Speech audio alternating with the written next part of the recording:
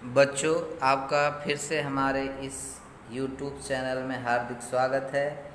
आइए आज हम बच्चों कक्षा 8वीं के विज्ञान के दूसरे पाठ स्वास्थ्य और रोग, इसके बारे में हम पढ़ने वाले हैं। तो चलिए बच्चों, ध्यानपूर्वक आप समझिए और ज़्यादा से ज़्यादा इसे शेयर सब्सक्राइब करिए, लाइक करिए। चलिए स्टार्ट करते हैं। स्वास्थ्य और रोग क्या होता है। देखिए बच्चों, यह एक दूसरे के विपरीत है, जस्ट अपोजिट होता है। अगर हमारा स्वास्थ्य अच्छा है तो रोग नहीं होगा, ठीक है। तो स्वास्थ्य, हेल्थ इज वेल्थ होता है। स्वास्थ्य क्या होता है? सबसे बड़ा धन होता है। तो हमको किस प्रकार से स्वास्थ्य अच्छा रखना है, हमारा स्वास्थ्य किस प्रकार से अच्छा रहेगा, हमको क्या करना चाहिए जिससे हम रोगी न हो, इसका हम अध्ययन जो है इस पाठ में करने वाले हैं। तो बच्चों, आपको पूरा वीडियो अंत तक देखना है और समझने की कोशिश करना है। यह आपके व्यवहारिक जीवन में भी काम में आने वाली चीज़ें हैं, क्योंकि स्वास्थ्य से बड़ा कुछ भी नहीं होता है। तो चलिए स्टार्ट करते हैं। स्वास्थ्य, हेल्थ, ठीक है। रोगों का केवल अभाव ही स्वास्थ्य नहीं है, अपितु शारीरिक, मानसिक और सामाजिक दृष्टि से पूर्णतः तंदुरुस्त होने की स्थिति को ही क्या कहते हैं? स्वास्थ्य कहते हैं। यानी आप स्वस्थ तभी हैं, जरूरी नहीं है कि आप शारीरिक रूप से ही बस रोगी हो। मनुष्य जो होता है वह मानसिक, सामाजिक, इन सब चीज़ों से भी क्या होता है? कमज़ोर होता है। ये भी स्वास्थ्य के बहुत बड़े पहलू होते हैं। तो इनका भी अच्छा होना ठीक है, तभी वह पूर्णतः, तभी वह स्वस्थ माना जाता है, तभी वह एक स्वास्थ्य के रूप में जाना जाता है। रोग का क्या अर्थ होता है? तो शरीर के क्रियात्मक अथवा मानस शास्त्रीय दृष्टिकोण के अनुसार शरीर के महत्वपूर्ण जैविक क्रिया में रुकावट निर्माण करने वाली स्थिति ही रोग है। प्रत्येक रोग के विशेष लक्षण होते हैं जिसे हम पढ़ने वाले हैं। तो रोग बच्चों देखिए, रोग के प्रकार देखिए इस डायग्राम में आपको दर्शाया गया है और विभिन्न रोगों का वर्गीकरण किया गया है। एक दिया है समय के अनुसार रोग होता है। किसके अनुसार बच्चों? समय के अनुसार। दूसरा है कारण के अनुसार होता है, ठीक है। समय के अनुसार दिया दीर्घकालीन रोग और तीव्र रोग होता है। यानी दीर्घकाल यानी बहुत समय के लिए, ठीक है। और एक तीव्र यानी बहुत तेज़ी के साथ होता है। और दूसरा दिया है कारणवश जो होता है। एक कारणवश होता है अनुवांशिक, हेरिडिटी, यानी हमारे या जनरेशन से ही चला आता है। यानी हमारे दादा दादी को हुआ रहेगा तो पिता को हुआ रहेगा और वह हमारे डीएनए में आ जाता है, ठीक है। जैसे डाउन सिंड्रोम कहते हैं डीएनए, ठीक है। अनुवांशिक रोग होता है। और दूसरा कारण क्या है? उपार्जित रोग होता है। उपार्जित के दो प्रकार होते हैं, जैसे संक्रामक रोग और असंक्रामक रोग होता है, ठीक है। संक्रामक रोग में क्या आता है? सर्दी, फ्लू यानी बुखार, डेंगू, मलेरिया जो होता है। असंक्रामक मधुमेह या हृदय रोग होते हैं। मधुमेह मतलब बच्चों जिसे डायबिटीज़ आप बोलते हैं, ठीक है। और दूसरे नेम में यानी आपको जैसे मधुमेह को बोला जाता है क्या बोलते हैं इसको? हृदय रोग तो आपको मालूम है, हार्ट अटैक आना। शुगर, मधुमेह को क्या बोला जाता है? शुगर बोला जाता है। तो आपको याद रखना है कि इस प्रकार के हमारे क्या होते हैं? लक्षण होते हैं रोग के, रोग के प्रकार हैं। तो चलिए बच्चों हम देखते हैं लक्षण। तो देखिए किस प्रकार से खांसने के बाद इसमें व्यक्ति दिखाया गया है, किस प्रकार से खांसने के बाद कौन कौन सी किस प्रकार से जो छोटे छोटे द्रव बिंदु होते हैं वो किस प्रकार से लगातार फैलते हैं। और यह थूकने के बाद क्या होता है? अगर मनुष्य को टीबी हुआ है और या और भी ऐसे संक्रामक रोग हुए हैं, संसर्गजन्य रोग भी हुए हैं, वह क्या हो जाते हैं? फैल जाते हैं। हवा में फैलते हैं, वाष्प में फैलते हैं, जो एक दूसरे के मुंह में क्या होता है, फैल जाता है, जिससे क्या होती है, दूसरा व्यक्ति जो है उस रोग का शिकार हो जाता है। तो आगे देखिए, आपको पढ़ना है कि किस प्रकार से रोगों का प्रसार होता है, किन रोगों का कैसे प्रसार होता है। तो यहाँ देखिए, संसर्गजन्य संक्रामक रोग दिया है। दूषित हवा, पानी, भोजन अथवा वाहक, ठीक है, कीटक व प्राणी, इनके माध्यम से फैलने वाले रोग ही संक्रामक रोग होते हैं। ये आपको याद रखना है। ये संसर्गजन्य या संक्रामक रोग कहते हैं। 6 रोग में देखिए इसमें दिया गया है, 6 जो होता है टेब्रिकुलस, एक कारक इसके होते हैं जीवाणु होते हैं। तो देखिए बच्चों, जीवाणु जो होते हैं संक्रमण के माध्यम इसमें दिया है, रोगी के थूक से, हवा द्वारा प्रसार, रोगी के संपर्क, यानी काफ़ी समय तक रोगी से संपर्क रहता है उसके द्वारा होता है, ठीक है। रोगी के जो वस्तु होता है उस वस्तु को उपयोग करोगे तो क्या होगा, क्षय रोग होता है। इसका BCG उपाय होता है, BCG का टीका लगाइए। और लक्षण अधिक समय तक खांसी, थूक में खून गिरना, वजन घटना, श्वासोच्छ्वास में कष्ट होना, यानी सांस लेने में समस्या होती है, तो ये क्षय रोग कहा जाता है। तो इसके क्या होता है, BCG का टीका लगवाना चाहिए, रोगी को अन्य लोगों से अलग रखना चाहिए, ठीक है। नियमित रूप से औषधियाँ लेना, डॉट यह उपचार मुक्त रूप से नियमित लेना चाहिए। पीलिया जो होता है विषाणुओं के द्वारा होता है। हेपेटाइटिस ABCDE, ठीक है, यह विषाणु होते हैं। पानी रोगी के उपयोग में सुइयाँ, रक्त आदान से भी ये सब संक्रमण का माध्यम होता है। भूख कम लगना इसमें होता है। गाढ़ी पीली पेशाब होती है। थकावट, जी मचलना, उल्टी, धूसर विष्ठा, राख जैसे रंग की विष्ठा होना।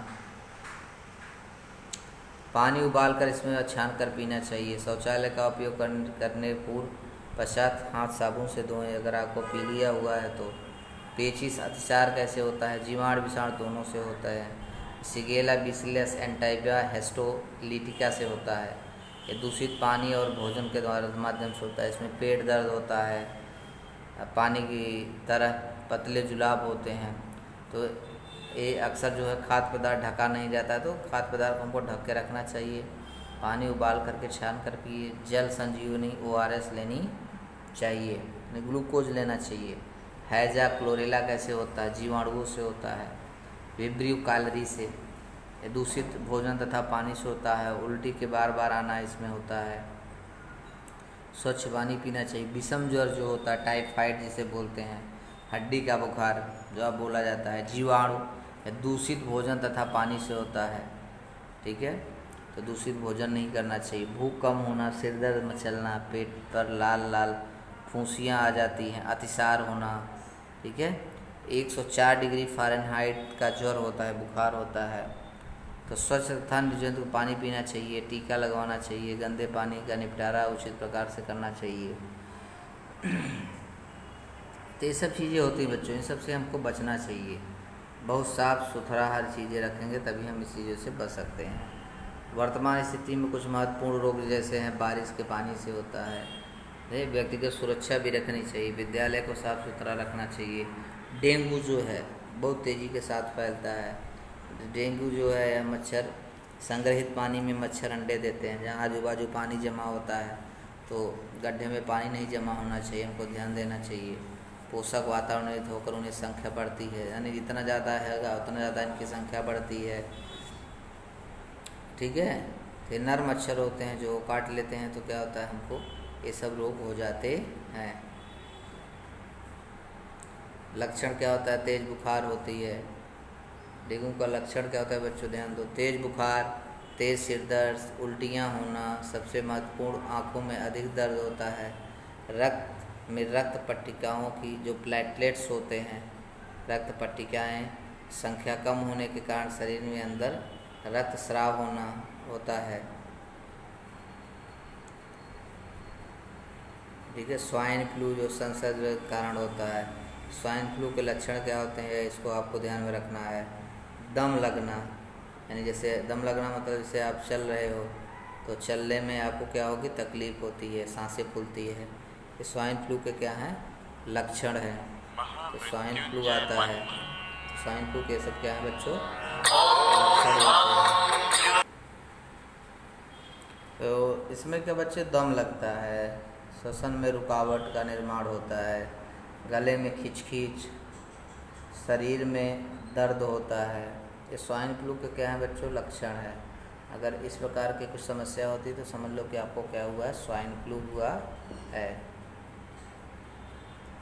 एड्स जो होता है, देखिए बच्चों, एक खतरनाक चीज़ है, एक्वायर्ड एमिनो डिफिशियंसी सिंड्रोम, या HIV होता है, तो ह्यूमन इम्यूनो डिफिशियंसी वायरस। ठीक है, तो विषाणु के कारण मानव को होता है। इसमें मानव को प्राकृतिक रोग प्रतिकारक शक्ति धीरे धीरे क्षीण होने के कारण विभिन्न रोगों में वह पीड़ित हो जाता है। बहुत से रोग हो जाते हैं उसको। वैद्यकीय प्रयोगशाला में की गई जांच के द्वारा प्राप्त नतीजे के बिना एड्स के निदान को निश्चित नहीं किया जा सकता।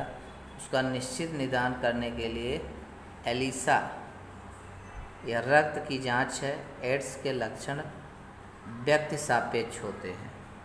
क्या होते हैं बच्चों, व्यक्ति के सापेक्ष होते हैं। तो HIV बच्चों आपको ध्यान रखना है, ऐसे लोगों से ज़्यादा हमको नहीं है, इनसे जो है HIV ग्रस्त व्यक्ति स्पर्श करने पर नहीं होता, साथ में भोजन करने व HIV ग्रस्त व्यक्ति की सेवा करने पर एड्स नहीं होता है। HIV ग्रस्त व्यक्ति के साथ सामान्य व्यवहार करना चाहिए। ठीक है बच्चों। प्राणियों द्वारा होने वाले रोग प्रसार जैसे रेबीज होते हैं।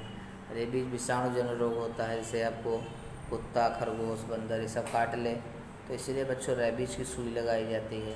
तो रेबीज सुई जो है लगाया जाता है, और पालतू जानवर रहते हैं तो उनको भी रेबीज की सुई लगाया जाता है। इसके लक्षण क्या होते हैं, 2 से 12 हफ्ते तक ज्वर रहता है, रोगी को अतिशयोक्त पूर्ण कृति करता है, यानी कुछ भी करता है ऐसे, मतलब मनुष्य के जैसा नहीं, जानवरों के जैसा व्यवहार करने लगता है, पानी से डर लगता है। ये लक्षण होते हैं अगर आपको रेबीज यानी ये सब चीज़ें काट लेती हैं तब। ये काटने के कितने दिन बाद दिखाई देते हैं, 90 से 175 दिन के बाद दिखाई देते हैं। असंक्रामक रोग जो होता है, जैसे कैंसर हो गया, कर्क रोग, ठीक है, कोशिका में अनियंत्रित तथा असामान्य वृद्धि को कर्क रोग कहते हैं। कोशिकाएं बढ़ जाती हैं। कर्क रोग के कोशिकाओं का समूह अथवा गांठ को ट्यूमर कहते हैं। कर्क रोग में फेफड़ों, मुंह, जीभ, जठर, स्तन, गर्भाशय, त्वचा इन अंगों में तथा रक्त या अन्य ऊतकों में हो सकता है। यानी इतनी जगह जो है कैंसर हो जा सकते हैं। कारण क्या होता है इसका, अधिक मात्रा में तंबाकू, गुटखा, धूम्रपान, मद्यपान, आहार, तंतुमय अन्न पदार्थ, फल अथवा सब्जियों में समावेश न होना, अधिक मात्रा में junk food, vada pav, pizza आदि खाना, इस प्रकार और भी अन्य कारण से जो है आनुवंशिकता भी के कारण भी हो सकता है। लक्षण क्या होता है इसका, इसके लक्षण होते हैं दीर्घकालीन खांसी आना, आवाज़ में परिवर्तन होना, खाते समय गले में दर्द होना होता है, उपचार करने पर ठीक न होने वाला दाग या सूजन,